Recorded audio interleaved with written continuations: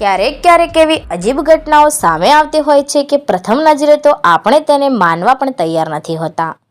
હાલમાં મધ્યપ્રદેશના રાજગઢ જિલ્લાના સુથાલિયા નેવજ ગામની એક અજીબ ઘટના સામે આવી છે.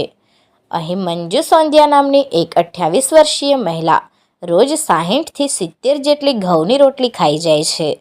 દર્શક મિત્રો, તમને જાણીને નવાઈ લાગતી હશે, પણ આ સત્ય ઘટના છે. આ મહિલા પોતાની જાતે પોતે અશક્ત હોવાનો માનસિક અહેસાસ અનુભવે છે, જેના કારણે તે આખો દિવસ ખાધા કરે છે અને એમાં પણ માત્ર ઘઉંની રોટલી જ, અને એ પણ પાણી સાથે. રોજ આ મહિલા 60થી 70 રોટલી ખાય છે. જો કે મહિલાના સાસરિયા અને પિયરિયા પક્ષના લોકો દ્વારા છેલ્લા 3 વર્ષમાં આ મહિલાની સારવાર માટે અંદાજે રૂપિયા 6 થી 7 લાખ રૂપિયા સુધીનો ખર્ચ પણ કરવામાં આવ્યો છે. તેમ છતાં હજુ સુધી મંજુની આ બીમારીમાં પરિવારજનોને કોઈ જ સફળતા મળી નથી.